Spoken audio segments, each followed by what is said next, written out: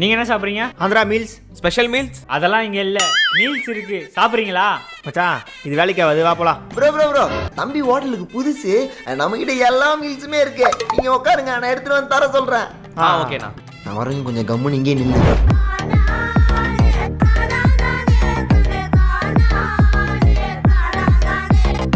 எப்படி? அதைத்தான் நானும் கேக்குறேன். நம்ம கடையில ஆந்திரா மீல்ஸும் ஸ்பெஷல் மீல்ஸும் எப்படி? இப்படி இப்படியா? ஆந்திரா மீல்ஸ் ரெடி பண்றதுல ஒன்றும் அவ்வளோ கஷ்டமான விஷயம் இல்லை. சாம்பார் போடுவோம்ல, சாம்பார் பருப்பு, அதுல ஒரு 2 ஸ்பூன் எடுத்துக்கோ. அவன் உனக்கு பரட்டி சாப்பிட்டுட்டு இருப்பானுங்க. அதுக்கு நடுவில் டக்குன்னு அவன் ஊத்துற எல்லா குழம்புலையுமே ஒரு 2 ஸ்பூனு மிளகாத்தூளை கலந்து விட்டுறணும். ஏன்னா காரசாரமா இருந்தால் தான் ஆந்திரா மீல்ஸ். அவ்வளவுதான். அவன் சாப்பிட்டுட்டு இருக்கிறது ஸ்பெஷல் மீல்ஸ். என்ன தெரியுமா? நம்ம கொடுக்குற மீல்ஸ் இல்லாம எக்ஸ்ட்ரா ஒரே ஒரு வாழைப்பழம். அவ்வளவுதான். அந்த வாழைப்பழம் எங்கேருந்து வந்துச்சு தெரியுமா? இன்னைக்கு காலைல சாமிக்கு வச்சிருந்தாலும் ஒரு 2 வாழைப்பழம் அதில் எடுத்து ஒன்று அவனுக்கு கொடுத்துட்டேன். அங்கே சாப்பிட்டுட்டு இருக்கான் பத்தியா?